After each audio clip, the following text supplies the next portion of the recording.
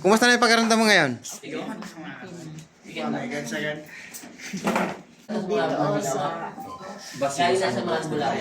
Yung sa sa inflammation sa bibig.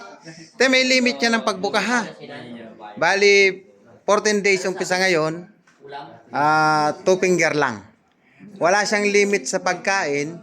Ang limit lang niya yung pagbuka ng bibig, 2 finger lang po. 14 days, 2 linggo.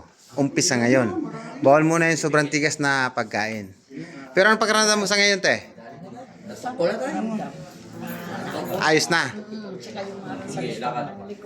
Ay, maraming salamat ate sa inyong pagtitiwala sa Alipin Ama Jesus Nazareno. Salamat din, Apo. Salamat din. Maraming pasalamat kay Papa Jesus. Opo. Bawasan na kailangan ng boyfriend. Ate! Kailangan ng boyfriend ng nanay mo. Okay, te. Bye-bye. Ang inaalala niya ay kanyang kapatid na nagda-dialysis. Ito pala. Nasa likuran ko. Ikaw, te. Okay na yung pagkaramdam mo, te? Okay na. Yan.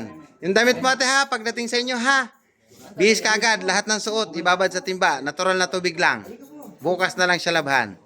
O, sige po. Bye-bye. Ingat po kayo. Thank you, Lord. Ate, ingat po kayo, te.